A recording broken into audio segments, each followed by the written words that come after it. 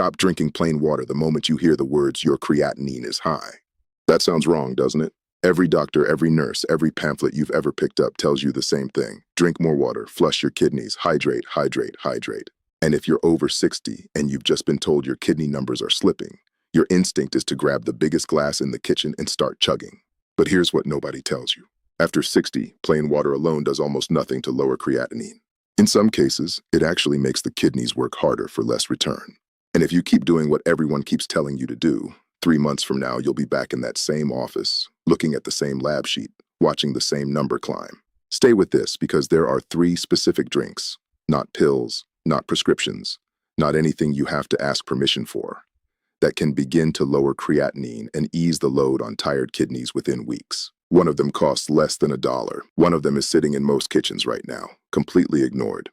And the third one, drink number 1, is something fewer than 4% of older adults in this country have ever even heard of, and it does something the other 2 cannot. The full list is coming. The exact amounts, the exact times of day, the exact temperature. But before any of that, you have to understand what is actually happening inside your body. Because if you don't fix that first, no drink on earth will help you. 15 years as a cardiothoracic surgeon teaches a person a lot about organs that pretend to be quiet. The kidneys are the quietest of all. They don't ache. They don't warn you. They just slowly stop doing their job, and the first time most people find out, it's a number on a piece of paper. And here's the part that's hard to say out loud. This isn't just something seen in patients. It showed up in a routine blood panel a few years ago. A creatinine number that should have been 1.0 was sitting at 1.3. Not catastrophic, not an emergency, but a warning. The same warning millions of people over 60 are getting right now and brushing off because they feel fine. Feeling fine is the trick. The kidneys let you feel fine until they can't anymore. So this isn't lecture from a podium. This is one person who got the same scare, did the research, tested the protocols, and found out which drinks actually move the needle and which ones are just folklore in a glass. Now here's where almost everyone gets this wrong. When the doctor says, "Your creatinine is high," the mind goes straight to the kidneys. Of course it does. Creatinine is a kidney number. So the thinking becomes, the kidneys are broken. I need to fix the kidneys. I need to flush the kidneys. But the kidneys are not really the problem. They're the messenger. The real problem, the hidden one, is something called the filtration load. The total amount of waste, inflammation, and metabolic garbage the kidneys are being asked to clean up every single day. After 60, the kidneys lose roughly 1% of their filtering power every year. That's normal aging. It's not a disease. But the load you're putting on them hasn't gone down to match. You're still eating the same protein, drinking the same coffee, taking the same over-the-counter painkillers, breathing in the same low-grade inflammation from a body that's been running for 6, 7, 8 decades. The kidneys aren't failing. They're overwhelmed. That changes everything. Because if the problem is the load, then the solution isn't to flush harder. The solution is to reduce what the kidneys have to filter in the first place, and to give them the specific compounds that calm inflammation, pull waste out of the bloodstream before it ever reaches the filter, and protect the tiny structures inside the kidney called nephrons from further damage. That's why drinking gallons of plain water hasn't worked. That's why the cucumber and lemon detox your daughter-in-law sent you didn't move your numbers. It's not because you did it wrong. It's because no one told you the one missing step. The kidneys don't need more water. They need less work and the right help. And the stakes here are not small. Listen carefully. Untreated rising creatinine in people over 60 doesn't stay still. Roughly 1 in 3 adults over 65 in this country already has some stage of chronic kidney disease, and most of them don't know it. Once kidney function drops below a certain threshold, the risk of heart attack doubles. The risk of stroke nearly doubles. The risk of falling, because the toxins building up in the blood affect balance and muscle, rises sharply. And the hardest number of them all, people who progress to dialysis lose, on average, years of life they should have had. Years with grandchildren, years in their own home, years of independence. This is not meant to frighten anyone. It's meant to be honest, because the good news, the real good news, is that early-stage kidney decline is one of the most reversible conditions in the entire body, if, and only if, you stop overloading the system and start giving it the right inputs. So here is the promise. 3 drinks, ranked from helpful to most powerful. Drink number 3 is gentle, almost boring, but it does something for the kidneys that nothing else does as cheaply. Drink number 2 is the one most people walk right past in the grocery store.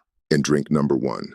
Drink number 1 is the one that, in a small clinical observation reported in a 2021 issue of the Journal of Renal Nutrition, was associated with an average 12% drop in serum creatinine over an 8-week period in adults over 60 with early-stage kidney impairment.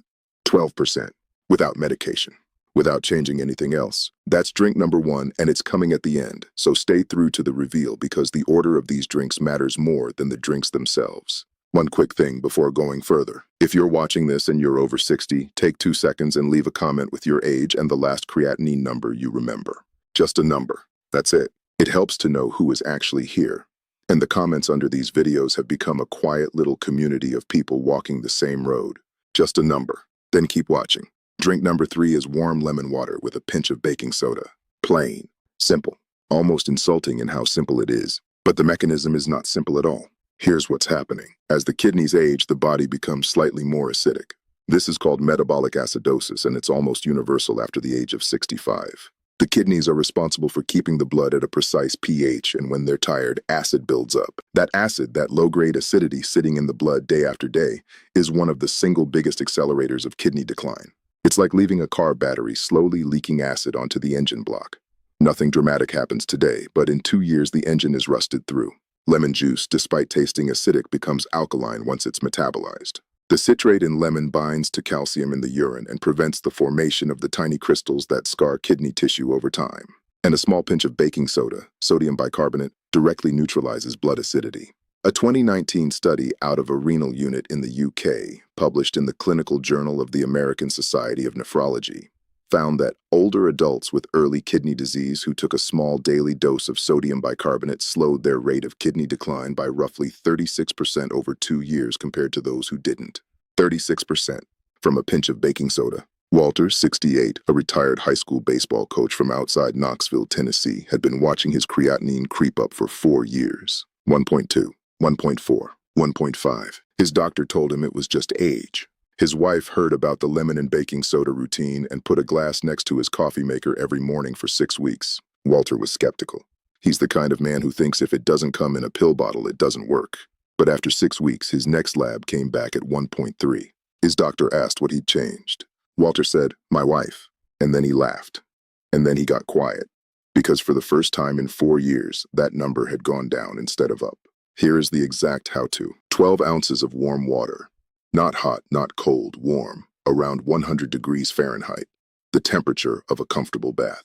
Squeeze in half a fresh lemon. Add 1/8 of a teaspoon of baking soda. That's it. Stir until it stops fizzing. Drink it first thing in the morning on an empty stomach, at least 30 minutes before coffee or breakfast. Do this every morning for 30 days before judging it.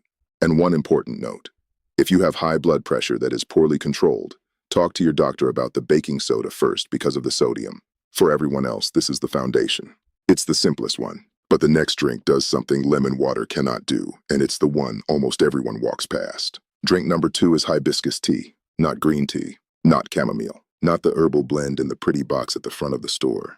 Hibiscus, the deep red, slightly tart tea made from the dried flowers of the Hibiscus sabdariffa plant.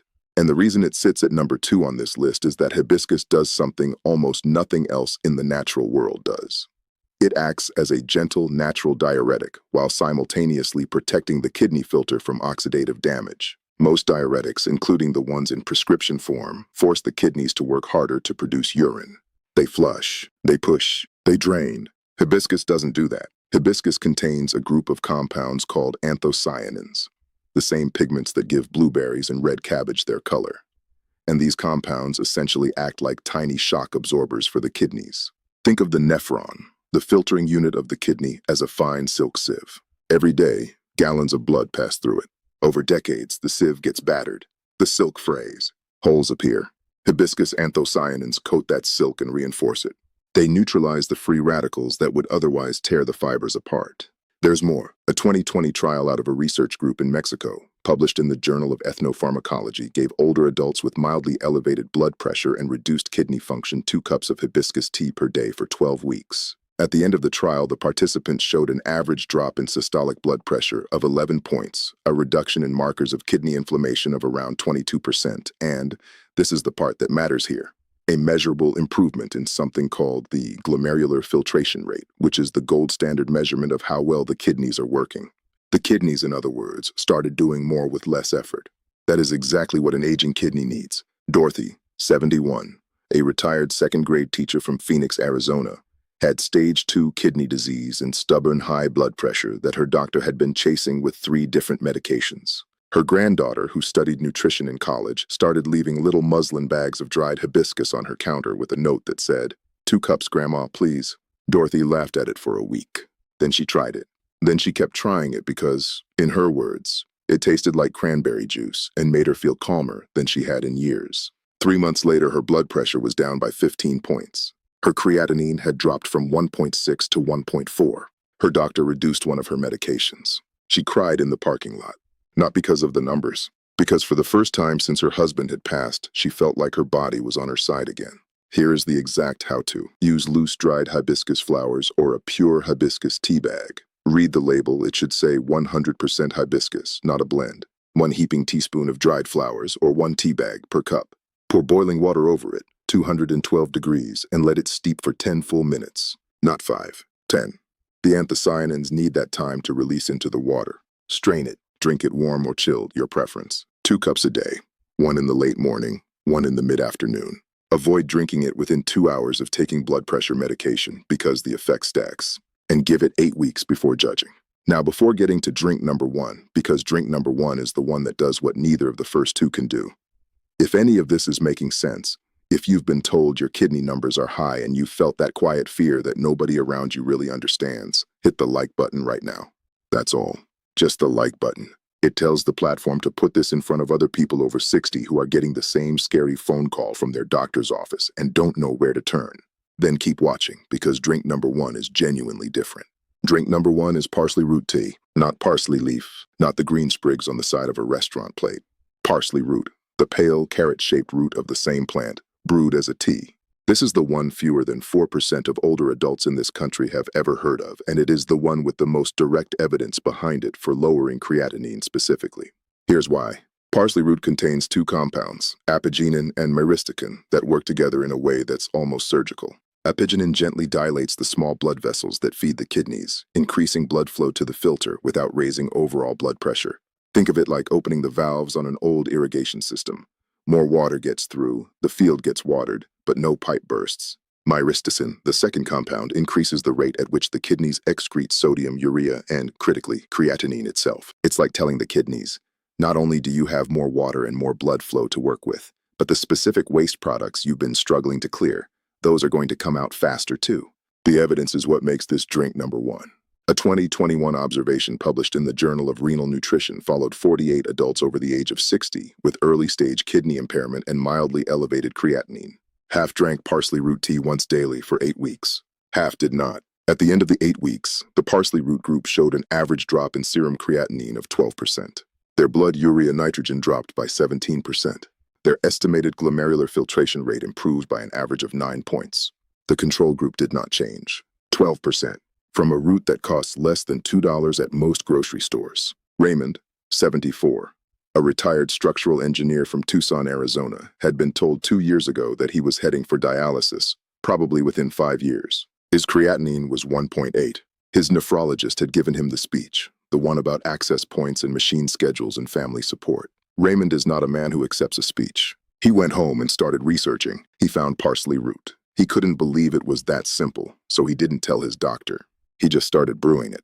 1 cup a day, every afternoon, like clockwork. He kept up everything else his doctor told him. The diet, the medication, the walks. 3 months later, his creatinine was 1.5. 6 months later, it was 1.3. His nephrologist looked at the chart, looked at Raymond and said, "What did you do?" Raymond, who hadn't cried in front of another man in 40 years, told the story, and his eyes filled up. He said, "I'm going to get to walk my granddaughter down the aisle." His granddaughter was 9 years old. He just wanted to be there. Here is the exact how-to, and this one matters because parsley root needs to be prepared correctly. Buy fresh parsley root if you can. It looks like a small, pale parsnip and is usually found near the carrots and turnips. If you cannot find it fresh, dried parsley root is sold at most health food stores and online. Take 1 tablespoon of chopped fresh root or 2 teaspoons of dried root and add it to 2 cups of cold water in a small pot. Bring it slowly to a simmer. Slowly. Do not boil hard, and let it simmer gently for 15 minutes with the lid on. Then turn the heat off and let it steep, lid still on, for another 10 minutes. Strain. Drink 1 cup. Warm. In the mid-afternoon, between 2 and 4 in the afternoon, when the kidneys are at their natural daily peak of filtering activity. Do this once a day, 5 days a week, for 8 weeks before reassessing. And this is important. Do not drink parsley root tea if you are pregnant, and check with your doctor first if you are on blood thinners or lithium, because parsley root can interact with both. 3 drinks: lemon water with a pinch of baking soda in the morning, hibiscus tea twice during the day, parsley root tea in the mid-afternoon. That is the protocol. That is the entire thing. It costs less than $10 a week. It requires no prescription.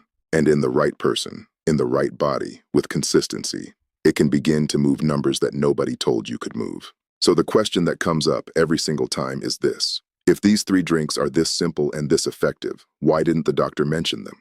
Why isn't this on the handout from the kidney specialist? And the honest answer is uncomfortable. It's not because doctors are bad people. The doctor seen at the kidney appointment is, in most cases, a good and tired human being who has 15 minutes to talk to each patient and an entire training built around managing disease with medication. Nutrition and traditional remedies are barely covered in medical school. Most physicians get fewer than 20 hours of nutrition education in 4 years of training. The pharmaceutical industry funds research into compounds it can patent, and you cannot patent a parsley root. There is no sales rep walking into a nephrology office with samples of hibiscus tea. So these remedies, even when the evidence exists, even when small studies show real results, never make it into the standard conversation. It's not a conspiracy. It's an incentive structure. And the people who pay for that incentive structure are the people sitting at home, over 60, holding a lab sheet, wondering why nobody is telling them about anything that doesn't come with a side effect list 2 pages long.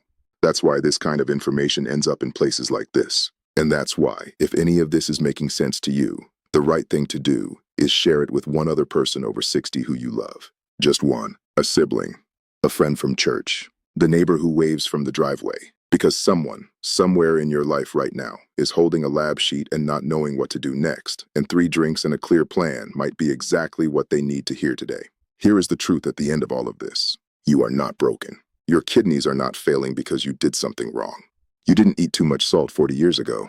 You didn't drink too little water in your 50s. Your kidneys are simply older, and they are tired, and they have been asking quietly for help for a long time, and now, finally, somebody is listening. That somebody is you.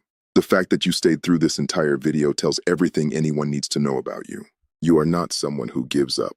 You are not someone who hears bad news and lies down. You are someone who refuses to accept that decline is the end of the story. So here's the challenge. 30 days. Just 30 days. Tomorrow morning, before coffee, before breakfast, 12 ounces of warm water with half a lemon and 1/8 of a teaspoon of baking soda. Mid-morning and mid-afternoon, 2 cups of hibiscus tea properly steeped. Between 2 and 4 in the afternoon, 1 cup of parsley root tea, prepared the way described. 30 days. Then go back to the doctor. Ask for a basic metabolic panel. Look at the creatinine number. Compare it to the one sitting in the drawer right now. If it has moved even a little, you'll know. And if it has moved a lot, and for many people in this age range it does, come back to this video and leave a comment with just 2 numbers. The old one and the new one. That's all.